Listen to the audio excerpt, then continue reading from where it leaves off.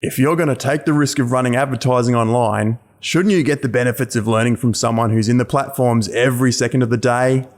Welcome to bidpixel.com's Marketing Ear Biscuits, the original podcast dedicated to digital advertising run by two Aussie guys who ride around in kangaroo pouches and drink Fosters and 4X beer. Guys, I'm back with Josh Rington from JR Marketing Group. He blessed us with the opportunity to talk about on-page SEO for Shopify stores in a previous episode. We've got Josh back now to have a chat about off-page SEO. So for those that weren't privy to watching or listening to the previous episode, we were talking about on-page SEO. Now, the difference would be on-page is everything you can do to contribute to your search engine rank on your actual website, on your page. But what we're going to talk about today is anything off-page. So how do you gain authority and how do you gain links to your website, which then brings more authority in Google's eyes in 2020 and how everything's evolved? It's a lot different now than it used to be 5 years ago. Josh, what's your top tips for the Shopify store owner in this day and age, how to gain more authority with off-page SEO? Yep, definitely. Oh, and hi, hang on, and hi, by the way, just who are you again and what do you do? Yeah, so Josh Rington, been doing online marketing for about 16 years. I've got an agency called JR Marketing Group, so we work with a variety of clients around Australia and New Zealand.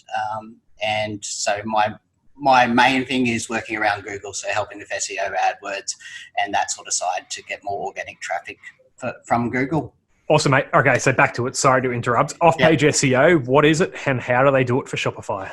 Yep. So off-page SEO, the easiest way to explain is basically your footprint online and everyone that's linking back into your website from other websites. So it's basically looking at, okay, all the other links, and links online are basically what Google uses to travel around the internet. So they're basically jumping from one link to another to look at what everything's happening online, what people are talking about, so that if someone mentions in a news article and then they link to an article, they'll jump to that article and then they'll see who that person's linking to and jump between that one.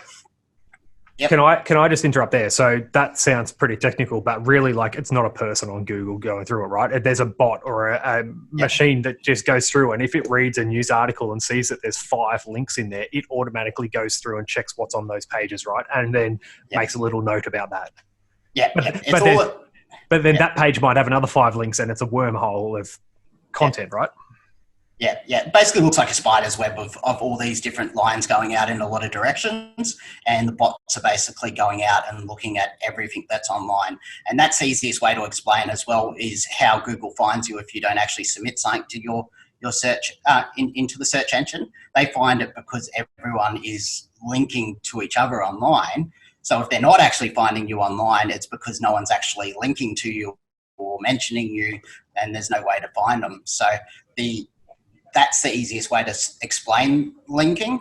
The way that what you're trying to do to actually create better linking for your website is basically having, 1, more people actually linking to your website, and 2, the quality of people actually linking to your website and the quality of the sites linking to your website. And by quality, I mean actually having stuff that's actually about the same sort of topic, about the same information, and also that already have authority on topics. So sites that might actually already be known to Google to provide good quality content, if they link to you, then that's basically saying, okay, yep, these guys obviously provide a good product or service about whatever topic I'm talking about. So Google takes basically more notice. And the biggest way I explained a lot of those, the way that Google looks at linking is a lot of the time it's a bit of like a popularity contest, and Google looks at it as like a vote of confidence and saying, hey, you guys should check out these guys, and because they're all about this topic that I'm talking about. And then Google goes, oh yeah, cool, let's throw them in the search engine for that topic, and let's give them some extra points because so-and-so said that they're got an authority on that topic. So that's a quick sort of explanation on linking online. So if you've got, let's get a real life example, and I like how you just said it then. If you've got an online store and you're trying to sell cactus, and there's some sort of marketing technology of how you're growing cactuses. I only say cactuses because I got a heap of them just there. But if you then go get a backlink from a really small website that teaches you how to remove the thorns from cactuses and they get 2 people visited it every month, that's not a very high quality. Like, there's no popularity in that. But if you get a marketing technology website like entrepreneur.com or some big website that gets tons of traffic to link to you, there's a better quality or more popularity. Or hang on, I've got another example which is going to appeal to a lot of our customers because that was stupid. If you've got a woman's shoe, this one is Fawn and Finch. Megan, you're an amazing customer of ours. Leave her alone, Josh. She's ours. If you've got a woman's shoe and you get your Chinese manufacturer to link to your website, which is the Chinese manufacturer has no domain authority, but you then go to Mamma Mia, which is an amazing big sort of news website based on your industry and your niche, the Mamma Mia website link is going to hold a lot more credibility than, say, a small Chinese manufacturer. Is that an easy way of saying it? That's correct. And so Google looks at basically the authority of the site that's linking to you, and then actually the content that's linking to you. So they want to make sure that it's relevant as well. So that's where people just going out and getting random links and having a link from relevant to their industry, thinking, okay, my website just needs links. But the thing is, Google's going to look at it and say, oh, well, that's not even relevant. I'm not going to even give them any basically link juice, any boost in their ranking for that link because it's not even relevant to their product or service. So it's knowing your industry and actually creating that authority. We talked a bit about it when we were talking about on-site, is that trust and knowing that authority of your topic, and actually having other people in the industry actually linking back to you, then that creates extra authority in Google's eyes to say, okay, yep, you're definitely an authority on this topic. We need to be showing you for more keywords. We need to show you more often when you put articles up. We want to show them quicker and easier in the search engine because people are actually wanting to read them. So let's break this down a little bit and what used to work and what doesn't work, and then how can people actually do this? So there's going to be 2 trains of thoughts here, right? Like, people can do this a little bit to their own extent, but it also comes down, it sounds like it comes down to a bit of a PR sort of issue, and you need to know some relationships to get some articles on some bigger websites, or you need to have a connection with bigger websites, or you need to have a big enough story to get on bigger websites. How can the little consumer who has a Shopify store get started on this process, and when is a good chance or time to hand it over to the professionals to take it to the next level? Yeah. So definitely at the starting level, anyone can start to do it. And all you're looking for is opportunities to link back to your site. So that's obviously from your social media. You can start linking back to it. If you've got eBay listings, Gumtree listings, anything that you're basically putting online. And I normally call it a bit of traffic jacking on some of those websites that have high traffic, and when you can actually start creating listings, create posts or different things like that, and then be able to link back to your website. That'll start creating that initial footprint online of people actually linking to your website. Then probably not as high authority as anything else, but it's a starting point. And other things starting to link to you are things like creating your own Google My Business listing to start linking to yourself, so Google knows that you exist as well as a listing. And a lot of people forget that, thinking, oh, we're an e-commerce site, we don't need that. But what it does is it creates a knowledge panel when you're actually got a website. So if someone's typing in your own brand or anything else, it'll actually give you a bigger Google listing of your actual brand, and you can actually add information into that. You can actually add different posts, photos, videos. There's a post section actually directly in Google My Business now, where you can actually add your sales, your specials and different other stuff, and link back to your own website from it to actually create a bit of that extra initial one. Because what you're trying to do in the initial stage is just create that initial footprint of being everywhere and actually having that broader footprint online. And that's one that look better to Google, but it looks better to your customers as well, because that when they're actually searching you and looking for you, they don't just find one website with all your information. They see you on Twitter, they see you on Snapchat, they see you on Pinterest, they see all this different stuff, and it's creating a bigger brand and look for for not only Google, but for your customers. So it's creating a bigger footprint online of all these different sites linking it. So that's probably the easiest way for someone starting out to start to get the one. And you can look at stuff like directories don't hold as much stuff anymore, and especially for e-commerce, there's not as many good directories. But looking at what directories might actually list products or services that you're selling and making sure that you're in those, and if there's certain sites that people are looking for your products or services that you can get posts on and or you might be able to sell it. When I first started, I used eBay not only for getting some extra sales, but for actually getting the name out there and getting a brand out there and getting links back to my website from my actual profile and my About Me page and everything else.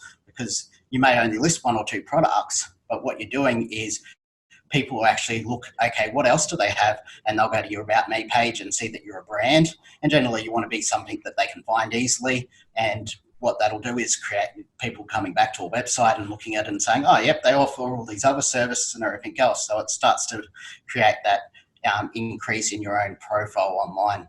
Awesome. So it's all about page value and the popularity sort of value. Now, let me ask you this. Is it, and I'll give you an explanation, is it quantity or quality? So back in the day, there was this thing called private blog networks, and SEO agencies and savvy people used to hold dozens of blogs themselves. They were usually just cheap WordPress websites thrown together. They may have niched into some sort of topic. Like if you were doing SEO for real estate agents, you would have a private blog network of all these random real estate websites, and you would have a little bit of page rank on each of these websites in your private blog network, but it was never like realestate.com style popularity or page rank. Is it better to go for lots of little links these days, or should you be focusing your time on trying to get really good quality, bigger links? Yeah. The bigger quality ones are going to hold a lot more value. Google looks a lot more at the actual traffic and wanting websites that are actually real linking to you, and how that's devalued a lot of those cheap and easy blog network styles is that a lot of them didn't actually have traffic going to them. They may have had previously years ago been a website that had traffic to them, so they might have a bit of authority and different other stuff for them, but they're not actually ranking for a lot of keywords now, so they're not actually getting a lot of traffic. People want Google wants to look at a website and say, oh, we know that it's getting this much traffic, a lot of people are reading this post, and then they're linking to you, will give it more value. So it really is about that quality of it and actually looking real, because although that Google is an algorithm, they also want to see it doesn't look natural that all of a sudden you've had 1,000 websites overnight that are all these little blogs linking to your website, and they say, okay, well, that doesn't look right.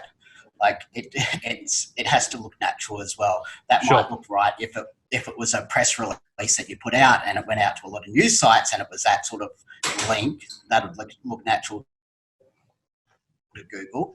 But if it was all these little blogs and everything else, it doesn't look right to have it. So it has to look natural as well to their algorithm, so that it actually looks like something that would happen to a website. So just a quick little one there. If you do find that if you have paid the Fiverr SEO person, we discussed this in the on-page episode, but if you have paid for dodgy SEO, or if you go into Webmaster Tools, which is Search Console, and you find that you've got a lot of links that maybe Google says they don't like or that you don't like, there's this thing called disavowing links, isn't there, right? So you can disassociate yourself and say to Google, I'm at an arm's length to this link, don't treat it anymore. How do people do that if they do have that problem? Yep. So basically you can go into Webmaster Tools and basically download a list of your websites. And you can normally see ones that don't look natural. If all of a sudden you've got this Chinese page that's all the content on that website's about something, and then all of a sudden it's got one page about your topic linking to you, it won't look natural to you if it's that type of one. You'll normally be able to tell the different pages and the different links that don't look like they should be. And you want good links and good people linking to your website, because it is that it's your website, and it looks bad on your business if you have a lot of those type of websites linking to you. So you can go in there, download it, choose all the ones that you don't want linking to you, and tell Google, basically they have what they call a disavow file, and you basically submit it in, and Google will put it through their system. And what they do, those links will still be there, but Google will just ignore them. So there's no way of obviously getting rid of those links because they're on websites, they're live on their thing. But what Google will say, they'll put into their system, just ignore them. So sometimes it's important, especially if someone has and all their links are like that. It is important to have a bit of a clean link profile. Sometimes if you've got 10,000 links and there's just a few of those bad ones in there, it's not going to affect you for one, because Google knows as well that there's links that they should ignore, and they will just ignore them naturally anyway. Because if it was that easy to get someone a penalty, there'd be a lot more negative SEO going on of people trying to get all these big brands down by just sending bad links to them. So Google has in their system a way of naturally ignoring it, but you also want to make sure that your link profile, when you're actually trying to do the right thing, is looking natural. Hey guys, I just wanted to take a moment out of the content that you've been consuming right now and just discuss this promotion that BidPixel's doing currently. So for Q1 of 2020, so January through to the end of March, we're actually incentivizing you, and we want to know what your toughest marketing or advertising question is. Now, we want to hear those questions on our Instagram account, so commenting on any of our posts, or our YouTube channel, commenting on any of our current videos, or in fact, any of the videos on our channel at all. And we will go through and read those questions and use them as a basis of our content for future videos and pieces of content that we're making. Now, marketing is a transaction, right? You need to give and take to get someone's attention. And while we're asking you for these tough questions, we know that we need to give you something in return. So what we've devised is an outlandish prize of $50,000 cash to go towards your next marketing or advertising campaign. Now, we've had some feedback from this already, and some people think it's a little bit too good to be true, but I just want to take this moment out of the content that you've been listening to give you some assurance and give you a bit of an understanding of where that $50,000 cash is coming from, and let you know that it's completely above board and legitimate. So within Australia, you've got the ability to do an insured prize sum.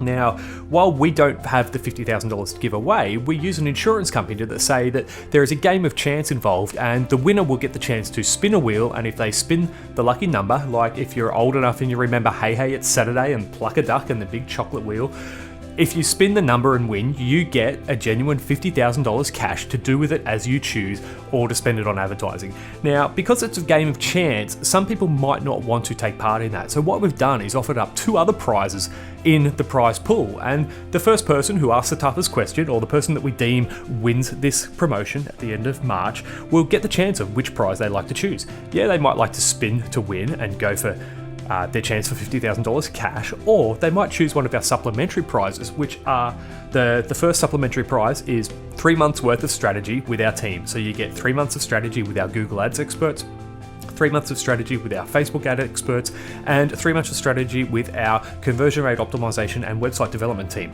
Now, that's a pretty powerful prize in its own, and imagine what you could do after 3 months to generate revenue through your advertising and marketing.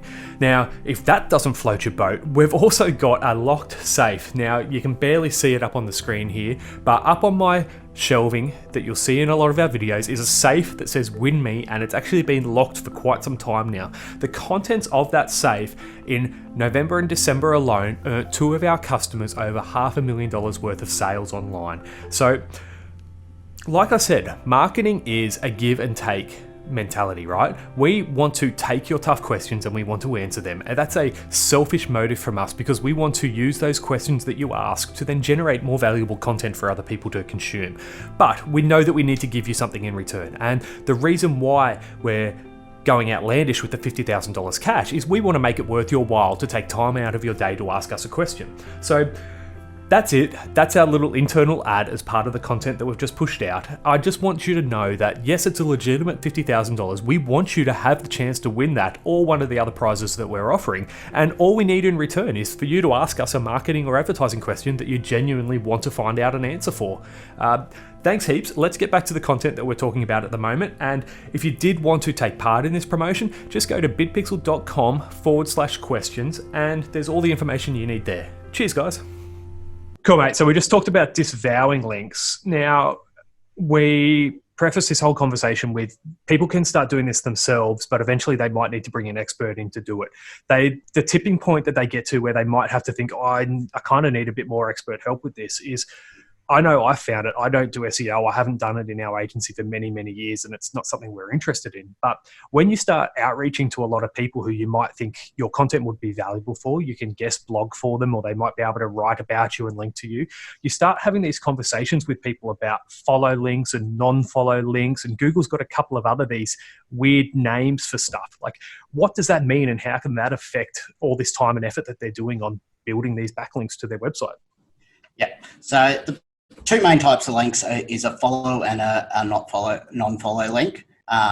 And basically they're just a bit of code that basically tells Google, if you're actually putting a link into it somewhere, it tells Google whether or not they should follow it. So when the bot's there, what the bot will do will actually follow that link and look at it. And the not follow, you don't want Google to actually follow it to that website. So generally you want, if someone's linking to you, you want a follow link because you want Google to be following it. But it is natural to have not follow links to your website. A lot of directories that will generally have not follow links because it's just how they do it. Basically, when they're linking a lot of times, if you've got or follow links, Google can start to penalize and not rank a lot of your pages. So a lot of the directories and things like that will put not follow code on their ones, so they won't actually follow them through. So you do want a combination of them, but generally if you are dealing with someone that you want to get a link from, you want to get a follow link from the page that's actually talking about you directly to your website so that Google actually gives you that extra link juice and actually follows it through and thinks that your article's on that topic. So yeah, you generally want those follow ones, but naturally it should, on your link profile, you should have a variety of them from sites like Facebook and different other ones, because although they're not follow links, Google does still look at those links and see them linking between sites. All it's telling you is that the bot shouldn't follow it. So it has changed over the years, but the way that we look at it now is that you should have a variety of not follow and follow links. But generally, if you're getting good quality links from someone, or you've got someone to write an article and it's on a thing, it should be a follow link from that page. Yeah, cool. Mate, what else is like the big overarching, like glaringly obvious thing that people need to know? And then if they are going to engage someone like JR Marketing Group, what's the telltale sign of you've got a good agency and a bad agency? Yep. Yeah, so it'll be more about who they've worked with and everything else if you are looking at agencies. What their current results are, do they actually know about a lot of the trending stuff, what they actually do they use blog networks, do they use different things to do it? If they are just saying, we'll submit you to directories or do this, asking them questions about what are the results they've actually got from those and everything else, because generally you won't get enough of an authority on just having those type of links. So I'd be just asking more questions and start to understand it yourself as well. So start to just do a bit of research on it and actually understanding the general concepts behind SEO and what's working so that you can make a better educational decision yourself. But when you're actually going ahead with it, the main thing that is working well with e-commerce is actually just building a better brand and product. And from that, actually starting to do things like reaching out to good bloggers, reaching out to people that have an authority in that topic, and actually starting to work with people like that, because you're going to start getting links. So you can actually generally negotiate to work with bloggers. You can work with different people. And one, that starts to get your name out there for a brand or your products. But two, it'll start to get those links back to your website, people linking to them from their social media, people linking to them from blog posts. So, and obviously the quickest way with e-commerce is starting to actually contacting people and saying, can I send your product as a review, or can we work together and do something? Or I know that you work with a lot of people in our industry. Can we have a chat about whether or not we can do some sort of promotion together? So it's really about working with, finding those right people and then starting to reach out with them. And that's something that's not only going to work in SEO, that's going to be beneficial for your social media. That's going to be beneficial for your brand, because you're starting to actually build an overall business around it, and not just looking for these quick, easy ways of how can I quickly get a link and everything else. You're sort of looking at this long-term approach and saying, okay, what are we doing to build the brand? We've got these articles and all that. Is there someone that those articles might actually benefit? Can we talk about someone, and can we put a link to them, and they might put a link back to us in one of their articles? Is there anyone else in the industry that we have a similar alliance to, that we can actually help each other out? So just looking at the overall thing, and not looking for those quick and easy ways out, but looking for the long-term approach to business, and looking how you can generally build your business and your brand overall. So starting from scratch, say we've got a Shopify store that's never done SEO. They might be ranking a little bit for their brand name, and that's about it. How long is the process to actually start seeing results on SEO? Yeah, so it really depends on what you're trying to rank for. So, like, obviously, if there's terms that not many people are going after, you can be there in a couple of months. If it's long-term stuff and you're building up to bigger terms and everything else, it can take a year to really start to get that higher authority on certain topics and everything else. And that's where you're starting to build up a lot of that content you have on site, build up the people that are linking to you, build up the people that are talking about your business, because it's really compounding it every month. It's like going to the gym and every day. You're not going to see those results every day, and it might feel like you're not doing much, but you do it every day for a year, all of a sudden you're really fit, and you've got this amazing body. So it's really about continuing to do stuff every day towards that end goal of ranking for those terms. And so, guys, if you're talking to an SEO agency, or if you're vetting a few SEO agencies thinking about doing this stuff, if they don't openly have that exact conversation with you and let you know in full transparency that, I'd be concerned about using them, full stop. Or if you've got a small, obscure product in a tiny little niche and there's genuinely not a lot of people searching for it, they might be able to get you to page one of Google fast, but it might not mean any additional sales. It might mean that you need to target different products to market fits, those sorts of things.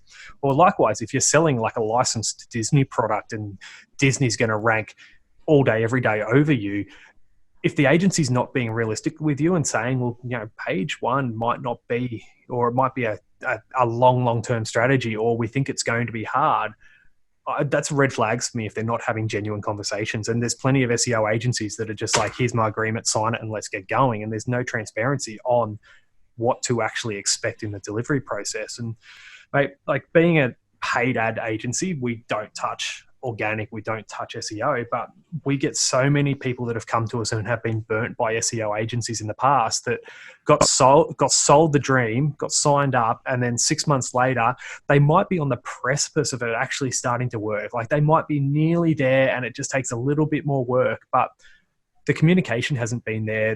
It was overpromised and under-delivered. And although they might have nearly got there, these agencies are losing customers hand over foot because they didn't communicate properly the process in the beginning.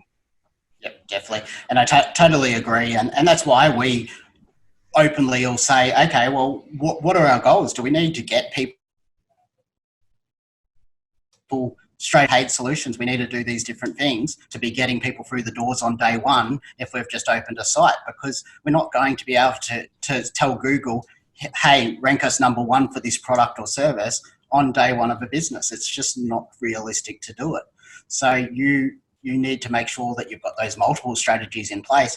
And talking about paid strategies, they will have an overall impact on your actual SEO as well, because Google does look at traffic coming to a website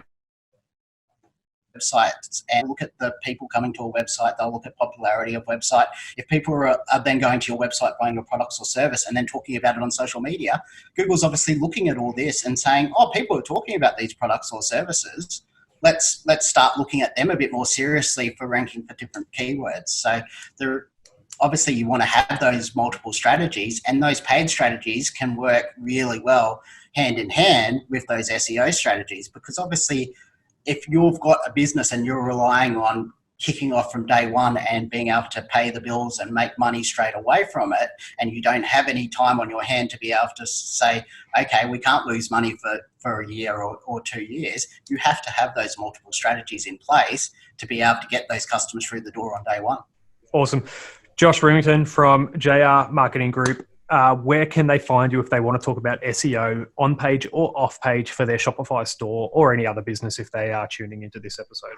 Yeah, so jrmg.com.au is probably the easiest way. You can do a free SEO audit and different stuff there, and if need be, send me an email with questions or anything from there, or just search my name online and you'll find any of my social medias. I'm pretty reachable on any of them, messages, anything like that. Happy to answer any questions about any of that you might have about any of the sites.